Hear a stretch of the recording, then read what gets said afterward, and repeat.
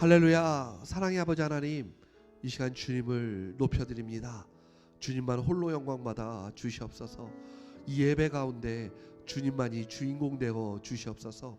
우리의 마음이 주님을 향하오니 우리의 마음 가운데 주님만으로 가득 채워 주시옵소서. 그래야 이제는 하나님만이 내 삶의 전부 되게 하시고, 그래서 우리의 시선이 주님만을 향하게 하셔서 이 땅 가운데 살며 주님과 연합함으로, 주님과 실제됨으로 이 땅을 주님 앞에 순종함으로 나가는 믿음의 귀한 자녀들 될 수 있도록 주여 인도하여 주옵소서.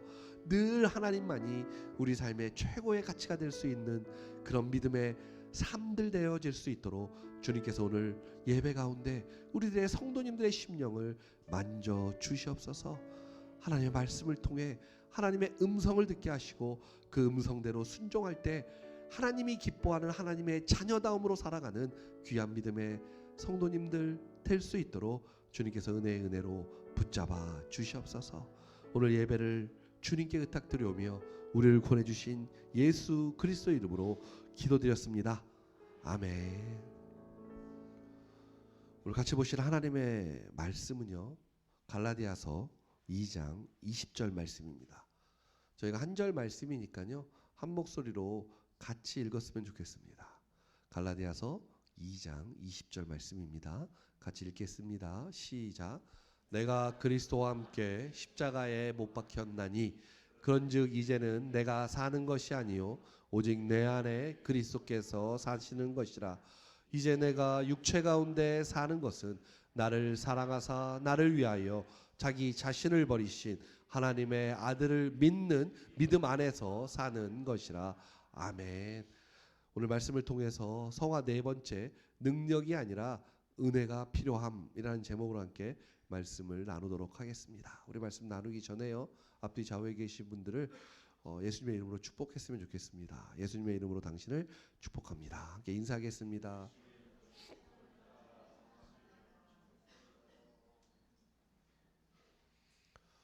오늘 저희가 읽은 갈라디아서 2장 20절 말씀은 저희가 정말 잘 알고 있는 말씀입니다. 그리고 찬양으로도 이 말씀은 있죠. 그래서 이 말씀을 볼 때마다 내가 이 땅 가운데 살면서 혼자가 아니다 라는 것을 분명하게 말씀하고 있다라는 것입니다. 많은 사람들이 외로움을 느껴요. 특별히 청년들 같은 경우에, 또 남자는 별론데 여자 청년들은 홍기가 차갈 때마다 외로움을 그렇게 느끼더라고요. 맨날 외롭대요. 뭐가 이렇게 외로운지. 전 외로움을 잘 안 느껴봐서 모르겠는데, 남자들도 외로움을 느낄 때가 있는데 갱년기 때라고 합니다. 저도 요즘 갱년기가 뭔지, 네. 근데 외로움은 없습니다. 외로움은 없는데. 왜냐하면 갈라디아서 2장 20절 말씀이 늘 내가 혼자가 아니라는 것을 말씀해주고 있기 때문에 그렇습니다. 그리스도와 함께 죽었고 어떻게 함께 살아났는지 이야기하면서 새롭게 산 피조물로서 지금 이 세상을 내가 살아가고 있다. 그것을 갈라디아서 2장 20절이 우리에게 말씀하고 있기 때문입니다. 구원 얻은 하나님의 백성은 지금 그리스도와 함께 살고 있습니다. 그것을 믿으십니까? 그것을 경험하십니까? 맞습니다. 내가 그리스도와 함께 지금 이 순간도 살아가고 있기 때문에 우리에게 외로움은 없다라는 것입니다. 그러니 이제는 한 발 더 나아가 오늘을 사는 현실에서 함께 하시는 그 예수님을 경험하고, 그 예수님을 늘 만나고, 그리고 늘 그 예수님의 뜻에 따라 순종함으로 우리가 나아가야 한다라는 것입니다. 그게 삶을 사는 거예요. 그런 삶을 살지 않는다면 사실 삶을 산다, 그리스도인으로서 하나님의 자녀로서 삶을 산다라고 말하기가 어렵다라는 것입니다. 이런 예수 그리스도와의 연합은 모든 예수님 믿어 성도된 우리에게 주시는 특권이라는 것입니다. 누구에게만 특별하게 준 것이 아니라 주님의 자녀된 우리들에게 하나님이 늘 우리와 함께 지금 이 순간도 우리와 늘 함께 하신다라고 하는 그 특권이 우리에게 있다라는 거예요. 우리가 그 특권을 누릴 수 없다면 그게 얼마나 안타까운 일이 될 수 있겠냐라는 것입니다. 예수 믿으면서 내가 가지는 특권이 무엇인가라고 생각하시는 분들도 있을 수 있습니다. 오늘 그 답을 갈라디아서 2장 20절이 해주고 있습니다. 내가 너와 함께 늘 너가 있는 그 어떤 곳이라도 너가 삶을 살고 숨을 쉬는 그 어떤 순간에도 내가 너와 함께 하겠다. 내가 너와 함께 한다. 너가 그것을 알으렴 이라고 우리에게 위로의 말씀을 전하고 있다라는 것입니다. 그래서 우리가 그리스도 안에 있다. 우리가 그리스도 안에 있다라는 이 말은 그리스도의 어떠하심이 내가 된다라는 것이죠. 바로 예수 그리스도가 내가 된다라는 거예요. 그런 의미에서 그리스도가 내 안에 있다라고 표현하는 것이죠. 그리스도가 내 안에 있다라는 개념을, 그러니까 예수 그리스도의 그 몸이 나와 함께 늘 함께 하심으로 나를 통해 그 예수 그리스도가 보여진다라는 것을 이야기하고 있다라는 거예요. 사실 예수님을 믿고 그리스도 안에 있다라는 그 신앙이 우리에게 굉장히 중요하거든요. 뭐 때로는 코람데오라는 말도 하지요. 주님 팔 앞에 있습니다라는 그 의미도 있지만 그리스도 안이라는 개념은 성경 안에서 우리 구원을 받는 사람들에게는 매우 중요한 그 말씀이다라는 거예요. In Christ라고 하잖아요. 안에 있는 것. 그게 그리스도와 내가 함께 살고 내가 새로운 피조물이 되었기 때문에 내가 있는 게 아니라 예수 그리스도가 나를 통해 보여진다라는 거죠. 그래서 하나님도 우리를 바라볼 때 나를 보는 것이 아니라 나에게서 보여지시는 예수 그리스도를 바라보신다라는 겁니다. 그래서 구원 얻은 자들에게는 영원한 승리가 있다라고 하시는 거예요. 그래서 그리스도 안에서 자녀된 우리는, 구원받은 우리는 하나님의 은혜와 축복이 우리의 삶 가운데서 영광으로 나타난다라고 말씀하고 있다는 것입니다. 우리는 못합니다. 인간인 우리는요, 죄악된 우리들은요, 우리한테는 영광이 나타나지 않아요. 내 안에 계신 그리스도 안에 in Christ 하신 그 주님이 나에게서 보여질 때 하나님이 그걸 통해 우리를 바라보시고 우리가 영광 가운데 있다라고 말씀하고 있다라는 것입니다. 그래서 구원 얻었다라는 것은 그리스도 안에서 하나님의 은혜 아래에 있다라는 말입니다. 하나님의 은혜 아래에 있다. 여기서 은혜라는 것은 신비하다라는 표현이 아니라 우리로부터 출발하지 않고 하나님으로부터 출발한 이유와 의지가 우리를 붙잡고 승리로 이끌어 가신다는 것입니다. 그러니까 이 은혜라는 것은 우리로부터 시작된 게 아니라 하나님으로부터 시작되어서 하나님이 우리를 은혜 주신 이유와 하나님의 의지로 우리를 끌고 가고 가시는데 그거는 승리다라고 성경이 우리에게 말씀하고 있다라는 거예요. 그래서 우리는 승리한 삶을 살아갑니다. 한번 말씀드리면 사단이 우리의 생각을, 구원받은 사람의 생각을 알까요? 모를까요? 몰라요. 모른다니까요. 그래서 잠언에서 솔로몬이 너의 말을 조심하라, 혀를 조심하라, 자꾸 이런 이야기를 하는 거예요. 우리의 생각을 사단이 알지 못하기 때문에 우리가 하나님의 자녀 되어서 우리를 통해 성령이 내 안에 있고 내가 그리스도 된 삶을 살아가면 사단은 도대체 우리가 어떤 생각을 하고 어떤 마음을 가든지 모릅니다.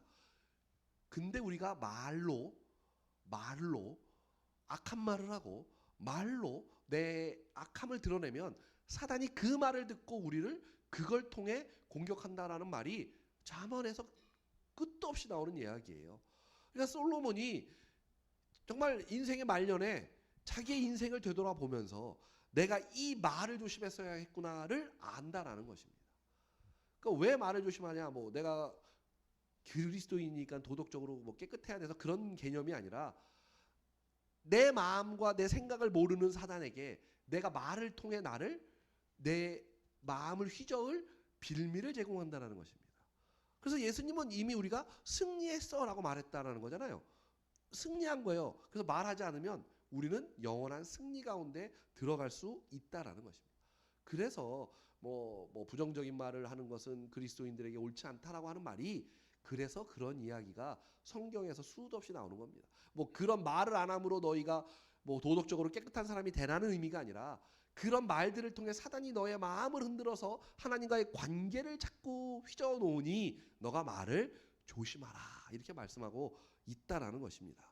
사실 그것이 은혜라는 개념에서 하나님으로부터 시작돼서 하나님이 우리에게 이 은혜를 준 이유와 우리를 끌고 가고자 해서 승리케 하시는 그 과정 가운데 우리가 자유의지를 써서 하지 말아야 하는 것이 바로 이거죠. 말을 조심하는 것. 그게 잠언이 이야기하고 있는 가장 귀한 내용이기도 합니다. 또한 마가복음 10장에 보면 한 부자 청년에 대한 이야기가 나옵니다. 아시죠? 부자 청년이 와서 예수님에게 물어봅니다. 어떻게 해야 제가 영생을 얻을 수 있겠습니까? 그걸 쉽게 표현하면 어떻게 해야 구원을 얻을 수 있겠습니까? 지금 이렇게 물어본 거예요. 그 질문을 잘 생각해 보세요. 어떻게 해야 영생을 얻을 수 있습니까? 이렇게 물어봤어요. 그랬더니 예수님이 뭐라 그러시죠? 첫 번째로 율법을 지켜라. 그러죠. 그랬더니 뭐라 그래요? 이 청년이 전 계명을 하나도 어김없이 잘 지켰습니다. 이러죠. 그랬더니 예수님이 바로 이어서 뭐라 그래요? 그래? 그럼 네 재산을 모두 팔아 이웃에게 나눠주고 나를 따르라. 이러시죠. 그랬더니 청년이 어떻게 돼요? 심히 고민하며 돌아갑니다. 그게 무슨 말이냐면 예수님을 따르지 않았다라는 것입니다. 이 본문의 사건은 많은 믿는 자들에게 오해를 일으킵니다. 어떤 오해를 일으키냐면 부자는 천국에 못 가고 이웃을 돕는 것이 최선의 계명이라는 식으로까지 오해됩니다. 그 말씀만 이렇게 보면 그냥 이렇게 문맥적으로 그냥 딱 그냥 봐버리면 꼭 그래 보이잖아요. 아, 부자는 돈을 좋아하니까 천국 못 가고 그리고 최고의 계명은 아마 이웃을 도와주는 건가 보다라고 생각을 할 수 있다는 것이죠. 그러나 이 말씀에서 이야기하고 있는 중요한 의도는 그런 의도가 아니라는 것입니다. 예수님은 천국 가는 방법, 구원을 얻는 조건을 제시하려고 이 말씀을 하신 것이 아니라는 거예요. 청년이 한 질문이 뭐예요? 내가 무엇을 하여야 영생을 얻으리까?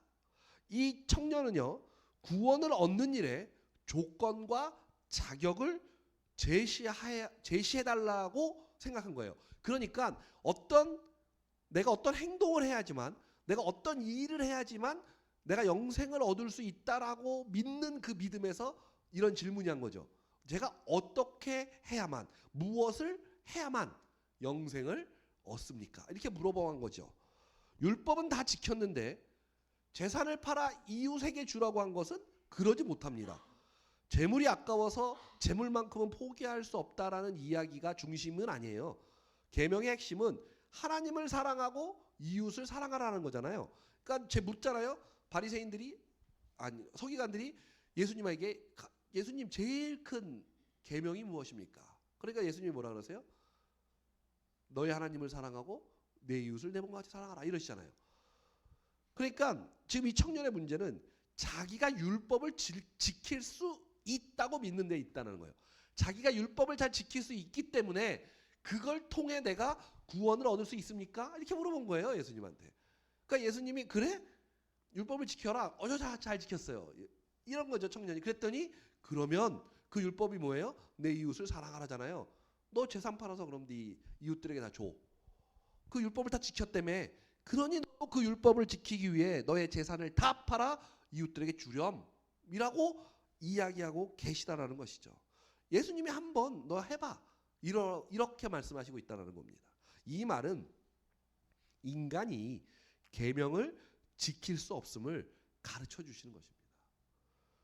예수 그리스도 없이는 죄인된 모든 자는 죄의 종이기 때문에 거룩한 하나님의 요구를 따라갈 수도 없고 혹 소원한다 할지라도 이룰 수 없다라는 것을 예수님이 이 부자 청년을 통해 우리에게 말씀해 주고 싶으신 거예요.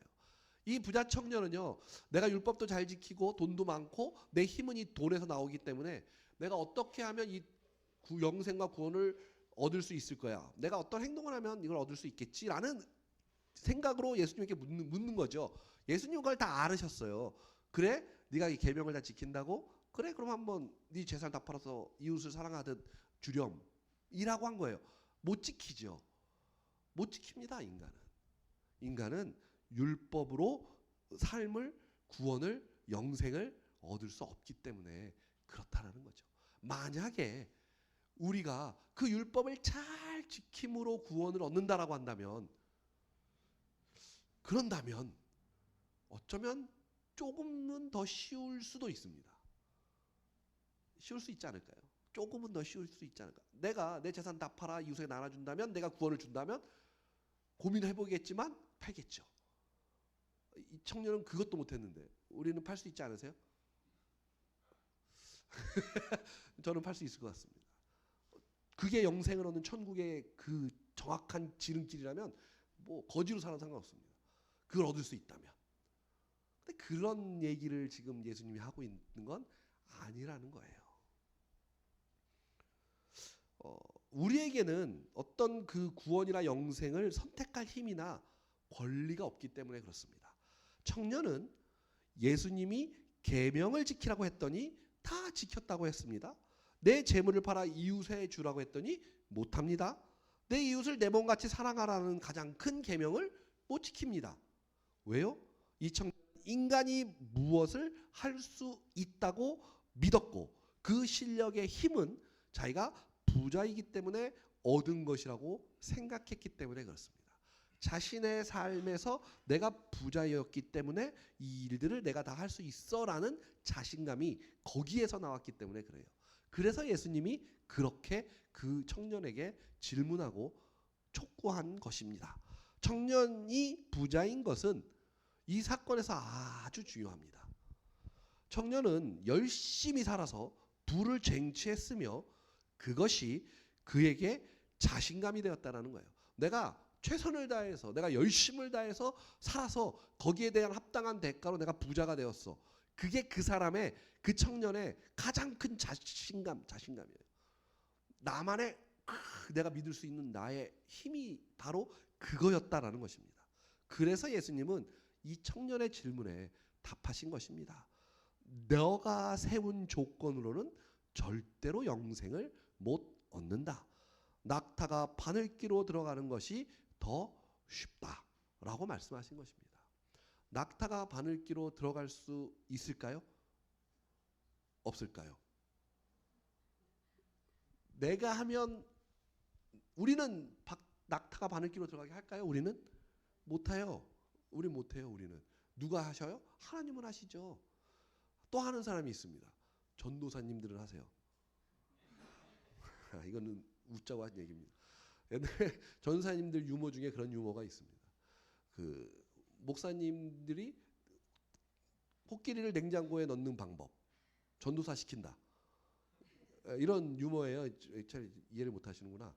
그러니까 전도사는 목사가 시키면 뭐든 해내야 한다라는 그런 풍자적인 의미로 전도사님들, 전도사 실 때도 저희들이 많이 쓰던 유머 중에 하나입니다. 그래서 담임 목사는 못할 것이 없이 전지전능하다. 왜요? 전도사 시키면 되니까. 이런 이야기가 지금도 그런지 모르겠지만 요즘은 뭐 MZ세대 전도사들은 뭐 화장하고 막 이러던데, 오늘의 나의 일상 뭐 화장하는 막 브이로그를 찍어서 막 올리던데, 남자애가, 여자가 아니라 남자가 화장하면서 뭐 눈썹을 막 예쁘게 그리면서 나는 이런 남자, 뭐 이런 전도사, 뭐 오늘 뭐 이런 브이로그 찍던데요. 못 보셨어요? 요즘은 그런가 봐요. MZ세대의 전도사님들은요. 그런 걸로 이렇게 인기가 많던데요. 막 조회수가 막 구독자가 엄청 많던데요. 중고생들이 막 열광하던데요. 그 잘생기셨더라고.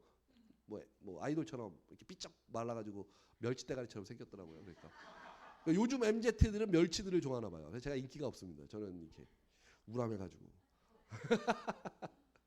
좀 졸려오신 것 같아서 제가 약간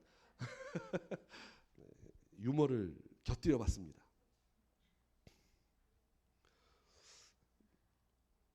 청년이 부자였다. 내가 내 힘으로 부자가 되었다. 내가 이 일을 내가 위해서 내가 자신감이 있어라고 하는 게 예수님이 보기에는 그게 문제였습니다. 그게 문제였어요. 너가 세운 조건으로는 절대 영생을 못 얻어. 차라리 낙타가 바늘길을 통과하는 게 더 쉬워라고 얘기하고 계시다는 겁니다. 우리가 가장 오해하는 게 뭘까요? 우리가 가장 오해하는 거. 인간이 무엇이든지 할 수 있다라는 말입니다.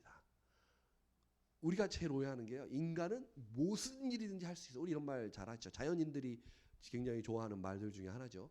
뭐든지 할 수 있어. 인간은 하려면 할 수 있어. 이런 거 있잖아요. 이게 굉장히 오해라는 것이죠.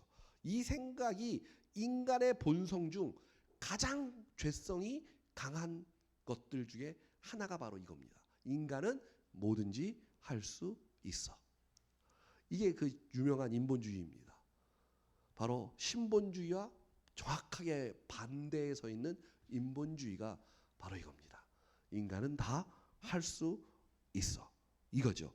신앙을 가져도 은혜와 믿음으로 가지 않고 치성과 열심을 바쳐 신을 감동시키는 일반 종교로 하나님을 버무려 버린다라는 것입니다.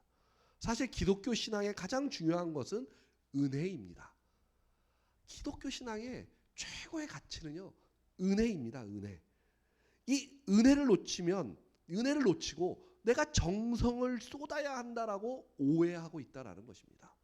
그래서 기독교 신앙이 모든 성도에게 어려운 이유 중 하나는 은혜를 구하는 것마저도 정성으로 구해서 얻는다라고 생각한다라는 거예요. 은혜는 거저 주는 건데 많은 기독교인들이 내가 어떤 정성을 다하고 치성을 들여야만 내가 그 은혜도 받을 수 있다라고 생각한다라는 것입니다. 이게 정말 안타까운 일이에요. 은혜를 정성과 열심으로 얻는다고 생각하면 은혜는 은혜가 아니고 그저 보상이 되는 것뿐입니다. 뭐 훈장이 되는 거겠죠. 훈장. 내가 잘해서 얻는 나의 훈장 정도가 되는 겁니다. 간단해 보이는 듯 싶은 이 원리가 우리에게는 그렇게도 어렵습니다. 참 간단해 보이는 원리인데 이 그리스도 예수 믿는 사람들에게는 이 원리가 왜 이렇게 어려운지를 모르겠습니다. 우리는 문제를 해결할 능력이 없습니다. 이걸 꼭 기억해야 합니다. 인간은 절대로 모든 것을 다 해낼 수 없습니다. 어쩌면 인간은 아무것도 할 수 없는 존재라고 생각합니다. 내가 아무리 열심을 다해서 누군가에게 잘 보이려고 해도 잘 보여지나요? 아주 적나라하게 남편과 아내가 결혼할 때는 서로 불꽃이 튀겼지만 6개월이 지나면 내가 남편이 아내가 좀 미움을 사면 남편이 아내에게, 그렇죠? 남편이 아내에게 미움을 사죠. 아내가 남편에게 미움을 사는 경우는 별로 없고 남편이 아내에게 미움을 사죠. 그 남편이 아내한테 아무리 잘하려고 해도 그때뿐이죠. 명품백 하나 사다 주면 그때 잠깐, 꽃 하나 주면 그때 잠깐. 인간이요, 내가 아무리 회복하려고 하고 내가 아무리 관계를 잘하려고 해도요 안 됩니다. 그 관계 하나조차 안 된다니까요. 그때 나머지는 말할 필요도 없어요. 인간은요 아무것도 할 수 있는 게 없다라는 것입니다.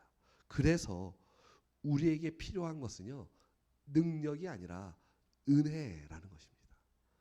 우린 능력이 필요한 게 아니에요.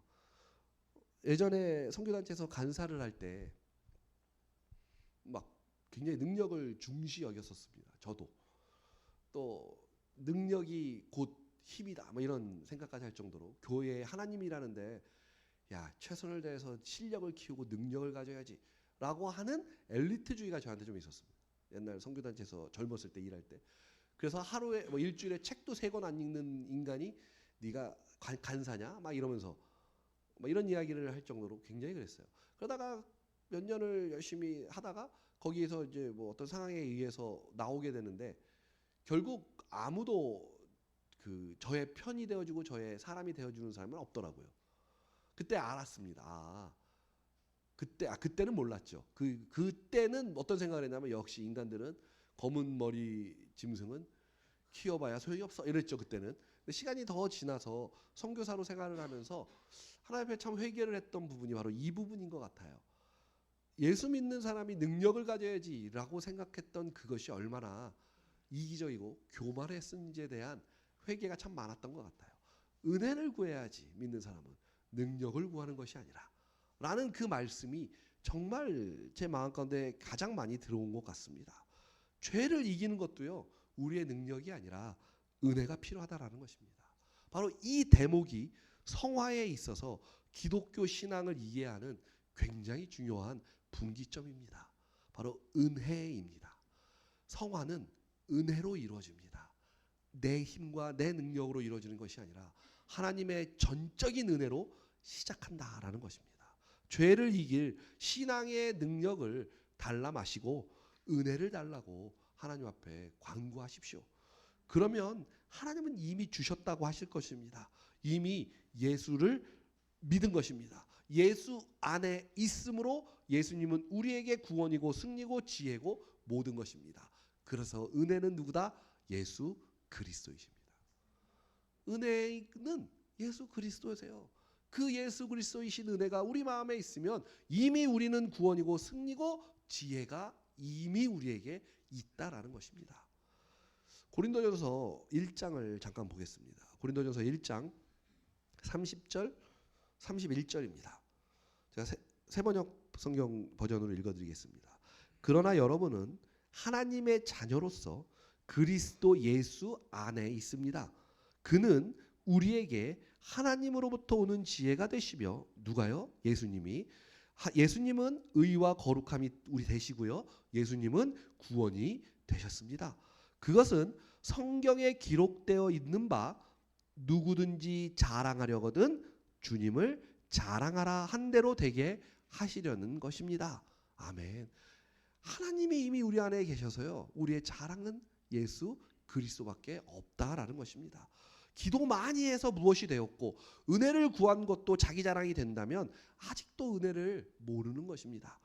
예수 그리스도가 우리의 필요와 구함의 대답이 되시기 때문입니다. 모든 성도는 이미 복을 가지고 있는 셈이십니다. 예수 그리스도가 여러분의 복되신 분이시기 때문에 그렇습니다. 이해하기 쉽게 회개와 연결해서 생각해 보면 됩니다. 회개는 일이 아닙니다. 회개는요, 일이요, 일. 내가 일에서 뭔가 얻으려고 하는 회개는 일이 아닙니다. 회개란 하나님을 다시 신뢰하는 것입니다. 회개라는 것은 용서를 구하는 노력을 해야 되는 것이 아니라 겸손한 자세로 돌아오는 것입니다. 내가 뭔가를 해서 얻으려고 하는 게 아니라 그냥 겸손한 자세로 다시 돌아오는 거예요. 회개란 내가 내 마음대로 살고 하나님 앞에 순종하지 않던 자리에서 하나님에게 모든 것을 구하고 하나님께 주도권을 맡기고 복종하겠다라고 하는 마음으로 돌아오는 것이 바로 회개입니다. 우리는 회개를 어떻게 합니까? 자신의 부족한 바를 만회하려고 합니다. 내가 이런 죄를 지었네. 내가 좀 부족하네.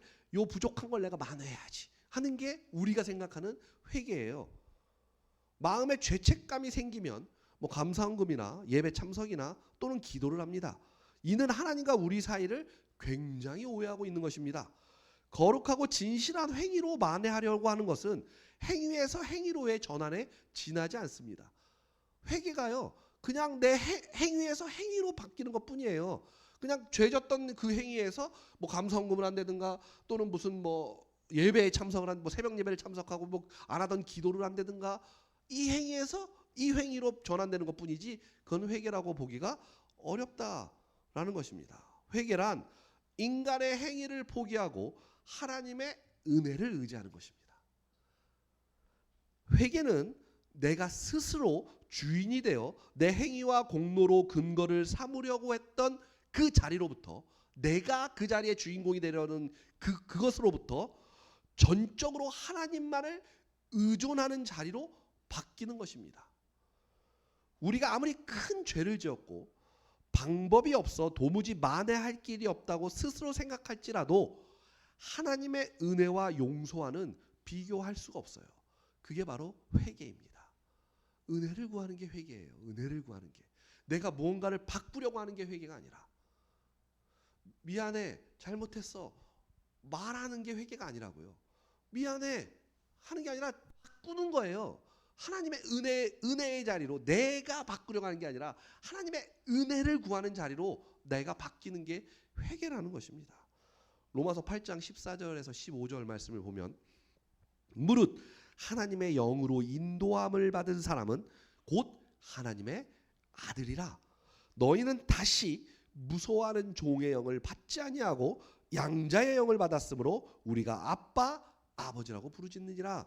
우리가 하나님과 부자지간입니다. 여러분은요, 하나님과 부자지간이에요. 부모와 자식 관계입니다. 그러나 이것이 잘 실감나지가 않습니다.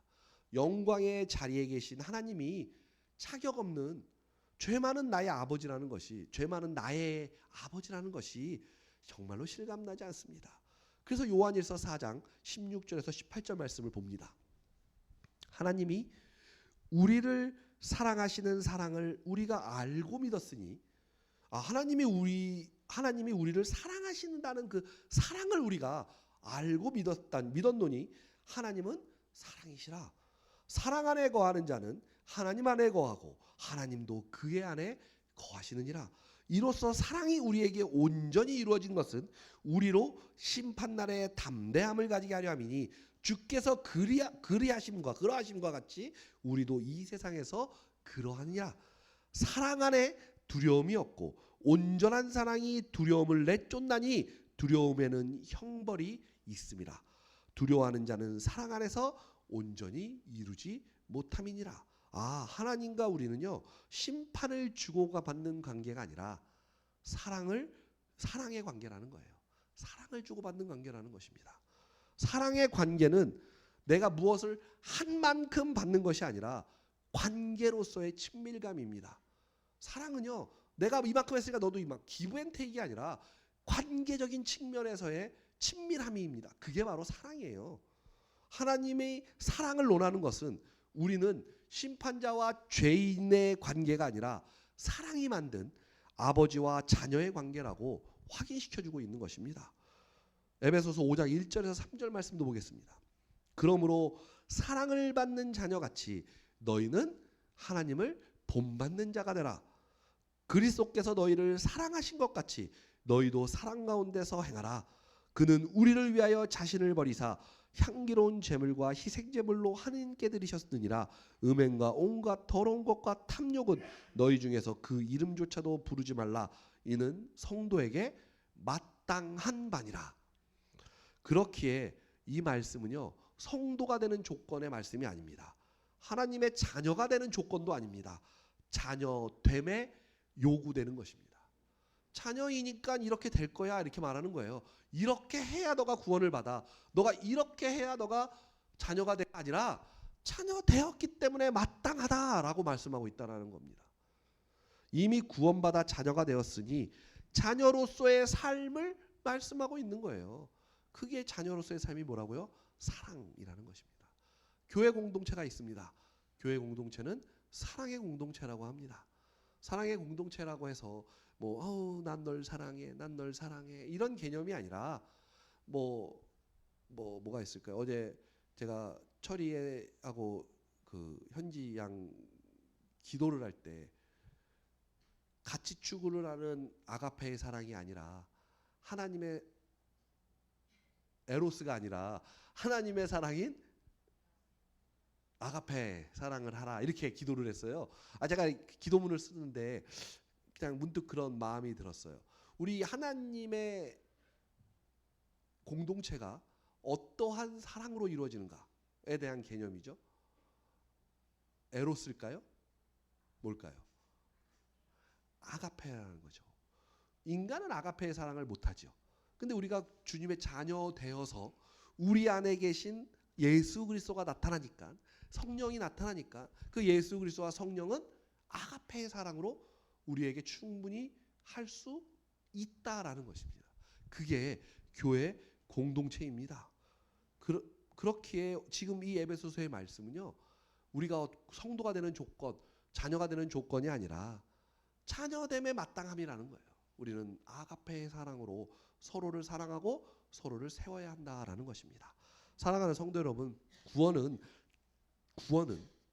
즉각적이고 완성적인 신분의 구원과 함께 시작해서 점진적으로 이루어야 할 수준의 구원, 즉 성화라고 하는 양측면이 있다라고 계속해서 말씀드립니다.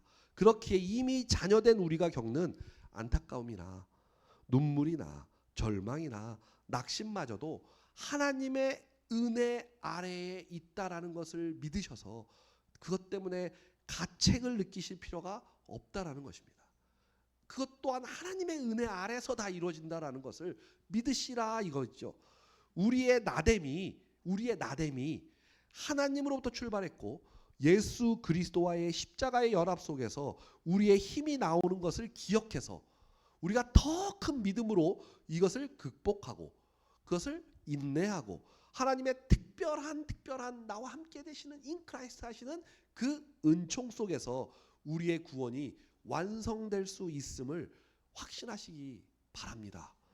우리에겐 능력이 아니라 하나님의 은혜가 필요합니다. 이번 한 주간도 하나님의 은혜가 가득 넘치시기를 바라고 또 교회 공동체 안에서 서로가 하나님이 우리 공동체를 통해 하실 일들을 기대하시며 나아가는 저와 우리 성도님들 되시기를 주님의 이름으로 축복합니다. 아멘. 우리 이 시간 함께 찬양하고 같이 기도했으면 좋겠습니다. 아까 했던 찬양인데요. 주 안에 우리 하나 모습은 달라도 예수님 한 분만 바랍니다. 주님 우리를 통해 계획하신 그 일을 하나님께서 이루어 주옵소서. 그것을 기대합니다. 우리 하나님 앞에 이렇게 기도하는 심정으로 함께 찬양하시고 함께 기도하였으면 좋겠습니다. 찬양합니다. 주 안에 우린 하나 모습은 달라도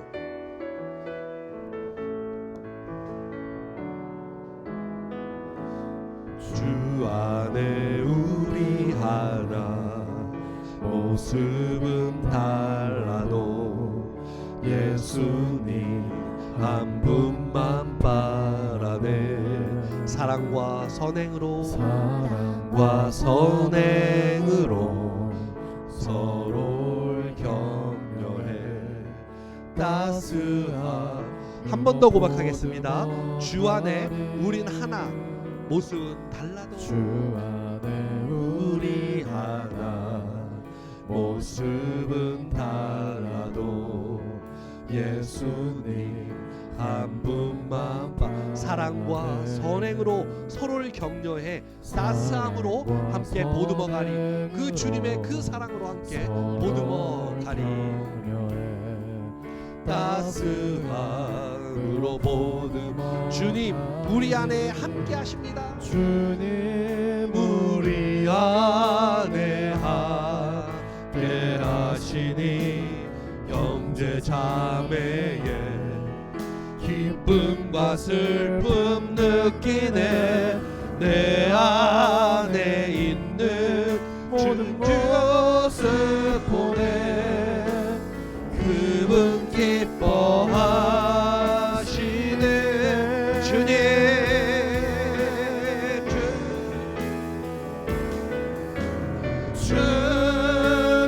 우리를 통해 계획하시니 부족한 입술로 찬양하게 하시니.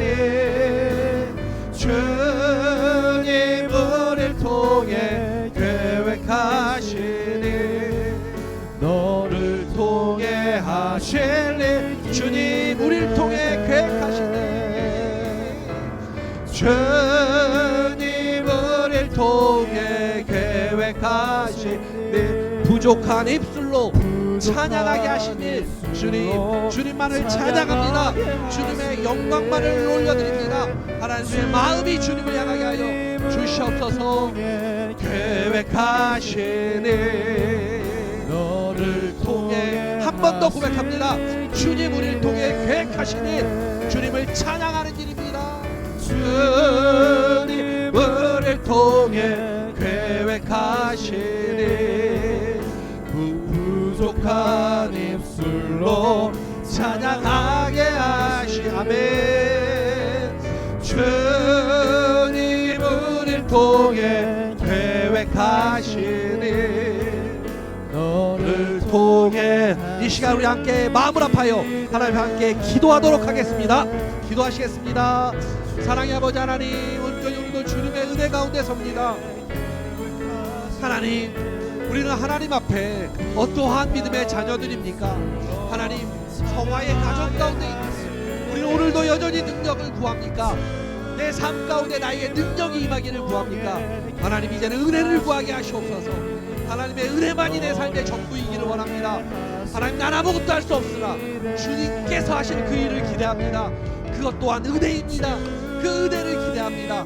하나님의 은혜를 경험하는 우리들 되게 하여 주시옵소서.